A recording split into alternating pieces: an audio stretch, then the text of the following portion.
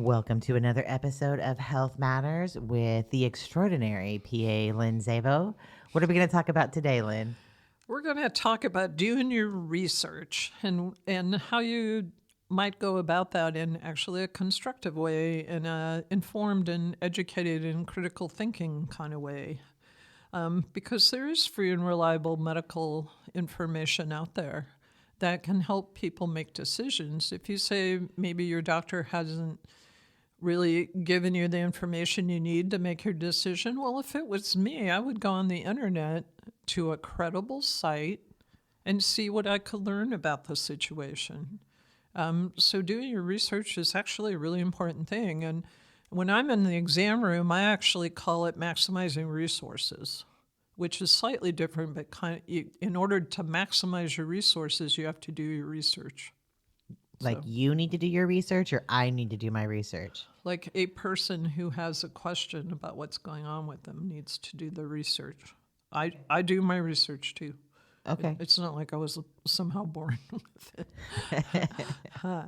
So as a patient, your goal should be to be informed, right, about your condition and treatment options. And medical decisions are kind of like life decisions. Providers in their head are constantly weighing the pros and cons of any particular medical decision. So they also kind of weigh the odds, and doing your research is another way to like, what are the odds that this disease needs to be treated in this way versus another way?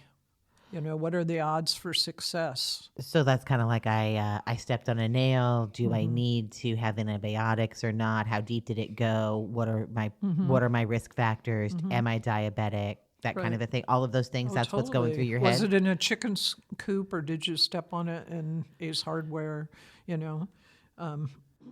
Did you? Have you never been immunized? And so what's the recommended immunization for tetanus? Because it also includes immunoglobulin, which is a human blood product. How do I feel about that? There's a lot of different ways you can look at it. Supposedly a puncture wound less than 3 millimeters is lower risk for tetanus, and maybe I'm feeling lucky today. So all of that research that you've done previously is just in your brain, and so that's what is that what our providers are thinking when they're looking at our stuff? I've internalized it, but at some point I looked it up, and I went to a source I trusted, and I looked it up and made my personal decision from that. As a provider, my job is to say pros and cons. This is what your risk is. Are you feeling lucky today? Is that why? Sorry, I'm gonna just kind of go off a little bit here. Is that why if you go into like an urgent care and then you do the follow-up with your provider, they'll sometimes say, well, I would have picked a different antibiotic. Absolutely. They still would have done antibiotics for you. But urgent care is way living in the moment, and your primary, who knows a lot about you, might have knowledge that might change. There's also medical opinion, Okay. I was trained in infectious disease at Duke, and I've worked with an infectious disease physician, and not a lot of PAs can say that. So, maybe my experience in infectious disease is a little bit different from, the average urgent care PAs. It's not better, it's not worse, it's just difference of opinion. But you have to have a difference of opinion that's backed up by data. And I don't mean anything complicated by that, but just, it's informed consent. It's like if you're pro-choice in healthcare, and I'm not talking about abortion here solely, I'm talking about how you make medical decisions for your own healthcare. And if you're pro-choice, that means you're okay with the patient choosing, but the hope is the patient will choose from an informed position. All right, so that's like you say, if you don't take the cholesterol medication, this is your risk of heart attack. If you do take it, this would be your risk based off of all of your comorbidities. Right. And so when I talk to that specifically, I'm in the exam room using a risk calculator. If we want to go down that rabbit hole, I've talked about them before, but I have a bunch of apps that are risk calculators on my phone. And I say, okay, here's your choice. Here's your chance of a problem if you keep doing what you're doing. Here's your chance of a problem if you say stop smoking or if you go vegan. But so you can make an informed decision about what your next step would be. That makes sense. That makes absolute That sense. totally makes sense. But there's a lot of false information about that, especially presented out there by, I'll say, influencers who are solely interested in benefiting financially. It just slays me what I hear on my YouTube. Oh my God. Okay, so that's what you mean by influencers, like social media influencers trying to sell a product, telling you. Right. But also they have podcasts too, and they have, you could say I'm an influencer. Absolutely. Yeah, but we've always, my agreement with KFUG is that I would always try my best to be informed with high quality data. And you do, and you'll tell us when it's a data-free zone. So Yeah, I've always totally. appreciated that as a listener, and now sitting here hosting them with you. But the false information being circulated out there is ubiquitous. And it's shocking because it's like an obvious untruth. Even as somebody who didn't know medicine should be thinking, like for example, there's something about a gelatin mix that you use for 3 days and you lose like 40 pounds. If it sounds too good to be true, it probably is. So right, because we know that with lots of different things. Is that just playing on somebody's hope for an illness that they have, or they're afraid of Right. being diabetic, or whatever I think it it is? plays on a lot of hope. I think people hope it's that simple. The solution to their problem is that simple. They hope that it's something they have control over. They hope that somebody knows more than their provider and is going to tell them the quote air quotes the truth about a situation. Yeah, if I don't like information I'm getting, I always I default to that's not true. Yeah, totally. But that's not a coherent thought process, not really. No, it's not. And people believe it. It's kind of amazing. I think, kind of came up in my conversations this week that people think providers are not really out to help them.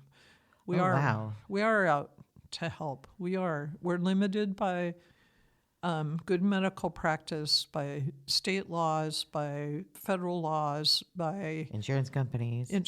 a growing amount of insurance companies who, by the way, newsflash, are not out for your best good. I have to see you in the grocery store. So I don't want to hear in the grocery store that, I sold out to Big Pharma, and if you had just eaten gelatin mixed with apple cider vinegar, there would have been a solution to your problem. When you tried it and it didn't even work. Anyway, it makes me wish that people had better experiences in high school science, and then we wouldn't even be talking about this. I've said this before, science is beautiful. Science is not necessarily complex. It is not necessarily scary. It is inspiring, and it changes. And I would put it up against any big museum with fancy artwork and just be in complete awe at the breathtaking beauty of it. And most people don't look at it that way, I think. There is a tremendous amount of art in science. So yeah, I agree with you. Yeah. A lot of physicians are artists and musicians. That's kind of interesting. So here's a few great resources that we can talk about. The first one is Medline Plus, and it's part of the National Library of Medicine. It's easy to read. It's designed for consumer benefit. Oh, so it's not designed for you. It's more designed for my being able to read it and follow along. Uh-huh. Nice. And it's also designed for people to get that information and then to make their decision coming from a place of being informed. Okay. So all these resources are free to an extent. The next one is PubMed. And that's a free, first of all, I like the name, PubMed. PubMed, huh? Yeah. There's also one called, oh God, it's like a Grateful Dead thing. Anyway, So doctors do have, and medical providers do have a sense of humor? oh God, it mostly flies over people's heads because it's sometimes technical. But Probably for the best. and we speak in acronyms. That's So- very true. So getting back to PubMed, this is a free search engine for biomedical literature. So this is more technical, but what it does is you kind of type in your question in it. The search engine picks up full text articles, and you can read through them. Now this is a step up in complexity. So you might have to understand how to read a medical article, and usually they start with a question, kind of, which is we call a hypothesis, but it's like, I wonder what happens if, and this is how I'm going to answer that question. So a methods paragraph, and then the data. This is what I found out when I tried to get the answer to this question, and then an analysis, which is, well, I looked at it this way, and it kind of suggested this outcome, but I looked at it another way, and it suggested another outcome. So I applied statistics, and a third outcome became apparent. And then the next one is conclusion. And it's like, I decided that the best way to answer this question was to evaluate it using these tools. This is what I found out, and these are what conclusions I'm going to draw from that. And then also, the most important part about medicine is it changes over time. So in that conclusion, it's what further opportunities for study could be considered regarding this question. That's a lot. That's cool, though. It is cool for you. And But so here's how you handle that, because I get that that's overwhelming to people. You drop down to the paragraph that says conclusion. so I'm not wrong when I do that when I look. That's up what I things. do. Okay. It's best if you read the full article, but really I mostly read conclusions unless it's super compelling in some way. Yeah, I genuinely don't care how they came up with their methods to getting their answer. I just want to know the conclusion. So that's what I do. I'd kind of like to know that they didn't throw tarot cards on it or something, What's wrong with the tarot cards, Lynn? Not in this setting. Not in this data-free zone. Data-free zone. Gotcha. So the next place you can get good medical information is the stuff that's put out online for patients from major medical schools. So Harvard is one of them, the Mayo Clinic, the Cleveland Clinic, probably Stanford has some, probably UCSF. But I get most of my handouts actually from the Mayo Clinic and the Cleveland Clinic because their outreach is way better. And so these are published by big medical schools, so that's what we call tertiary care. They are for patient education, but some sites will use, the name in part to lure people into paying for information or a project. So you really want to make sure that you're going to the legitimate site. So the legitimate sites don't make you pay just to Right. find out. If they're asking you to pay something, that's not the site you want to be on. And those people have an agenda. So oftentimes influencers casually mention names like doctors from Harvard. And so if they're saying kind of vague stuff like that, their information has an agenda, Okay. usually selling you something. They should be saying Dr. Smith, a board-certified pediatrician from Harvard, so that you can look the guy up, see that he's legit, and then decide about the truth of the information that's being attributed to him. Or her. Or her, thank you. Strong work there. Or they, them. Yeah, or they, them. The Merck Manual, this used to be an actual book that was laying around clinics a lot. I think I remember that. Yeah, and people would buy them. They would take maybe a class in like medical transcription or maybe LVN or something, and they would buy a Merck Manual because they're really easy to read. And there's actually a version specifically available for consumers. Now, of course, it's online. And it's kind of, the medical people use it the way that other people use Wikipedia. Okay. Like, I want to know what county in Ohio that is. So, Lorain County Wikipedia. Oh, okay, that's where it is, and that's, what they do there, and that's the famous people that were born there. And you guys do that for illnesses and diseases or rashes or whatever. Okay. It's really good for quick, basic information. So I have 3 important tips. Verify the source. Check who's publishing the information, okay? And check the dates when it was either, a paper was either originally written or currently reviewed. So, for an example, medical people use a source that's called Up to Date. And it's called that because it is in fact up to date. So if that's a good name then. Yeah, I want to read a little bit more about upcoming treatment of psoriasis. So I go. You have to pay for this database, but we have it at all the clinics I'm aware of. And what you do is you Google it, you read papers. You get an index.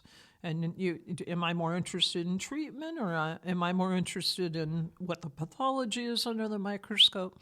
So I find where my interest is, and then I usually just skim, let's say, treatment. So I just skim the paper, and then I'm like, well, I wonder, this seems like kind of old. When was this article written, and when was it last reviewed? So both of those things are noted by the title. Oh, wow. And so if it's like last reviewed in 1958, then that's not current. That's not up to date. That is not up to date. So make sure that you look when the article is written, because in certain databases, old information is a super problem. So I want to talk a little bit about vaccine information. Okay. Going right for the controversy, huh? Yeah. I would avoid the CDC. I thought that was the place that you would go to. That used to be the place everybody went to. Now that's They no are longer. now not reliable. Okay. All of the scientists and people with the knowledge to make these decisions have been purged from the roles at the CDC. And so the information at their website is no longer reliable. So instead, go to the American Academy of Pediatrics, so the AAP, who has continued to dedicate themselves to the interests of children and good scientific publishing. They have the information there that's really good for parents. They have immunization schedules. They address specific topics like measles, hepatitis B, and they also have an interactive vaccine map so that you could see, I'm moving to Utah. What's required to get a kid into kindergarten in Utah? What kind of vaccines? So every state's different? Utah probably just lets you in without any. It might be. Maybe that's what you're looking for, but that's not in the best interest of your child. No, it's not. No, it's not. Or your community. Right. And so I went there and was kind of looking around this morning, and I have to say I was really impressed with their safe sleep section. This is an aside. They really had some good parental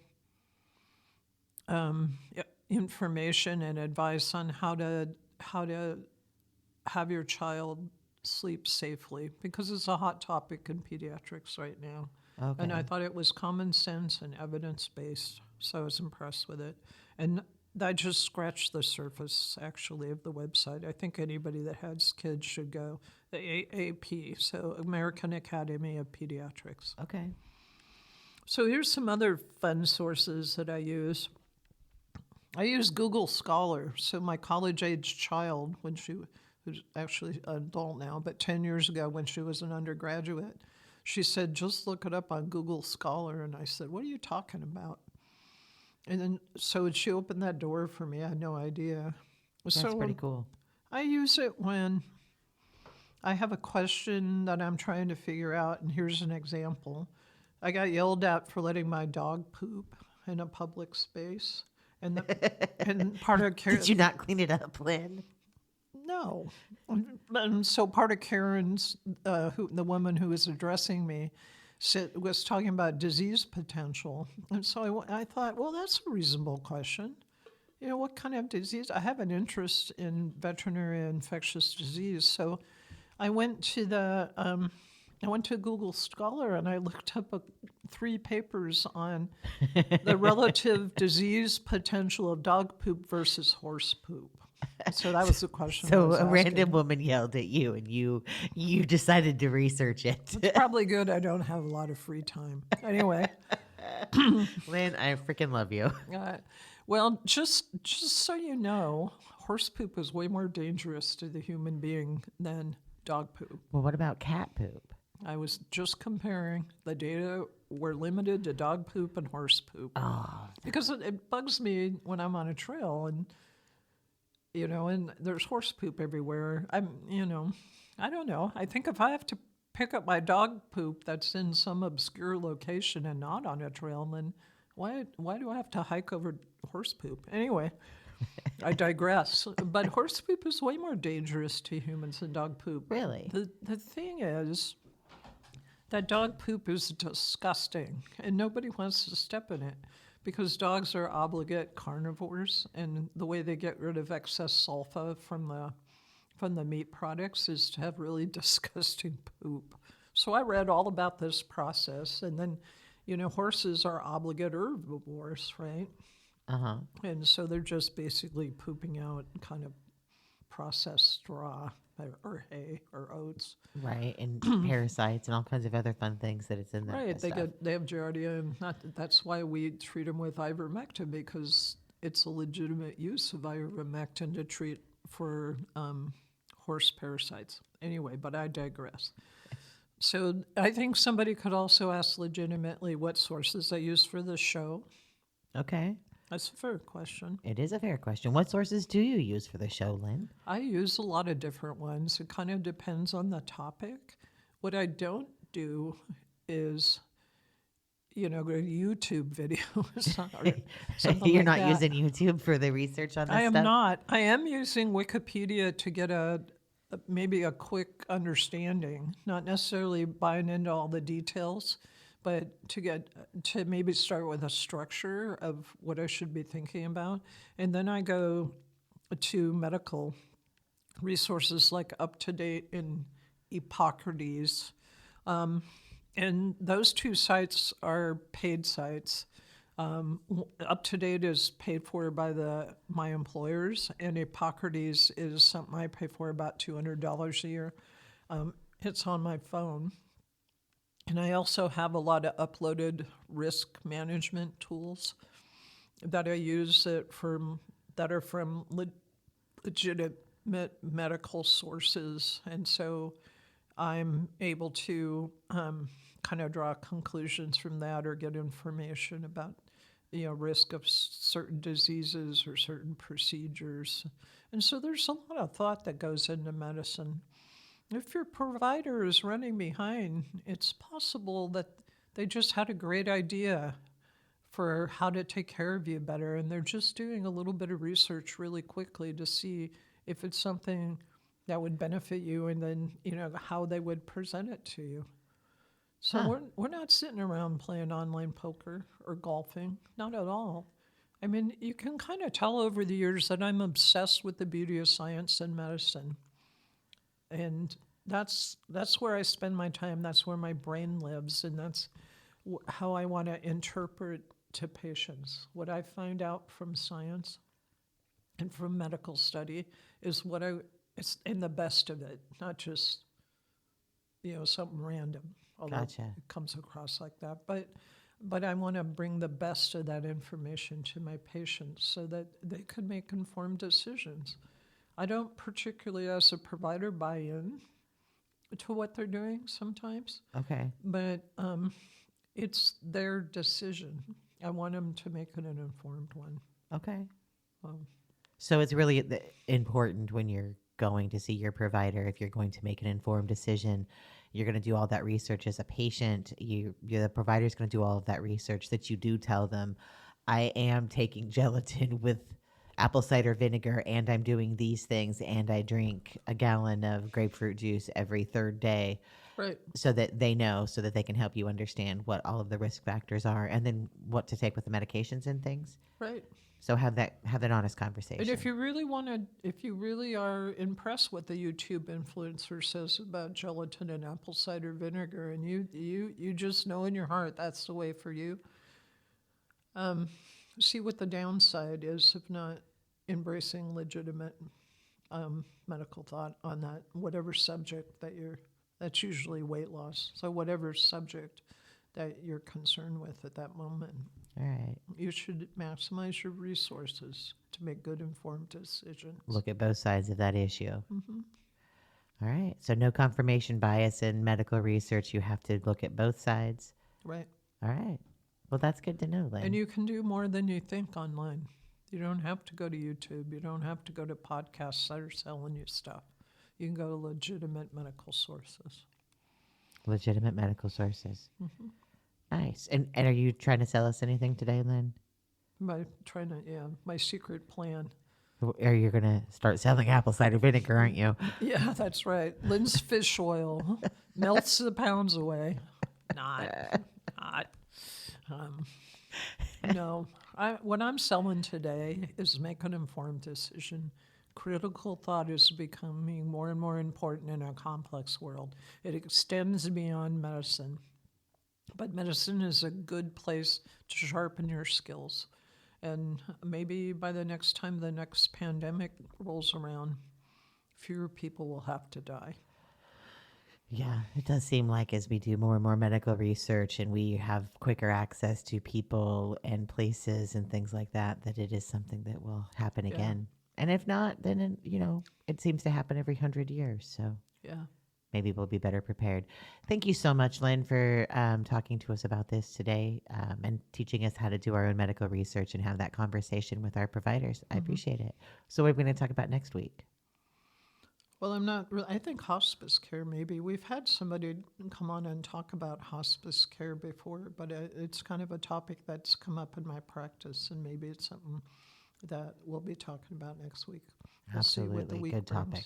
Yeah, All right. All right, Lynn, I'll see you next week. You have a good day. you too.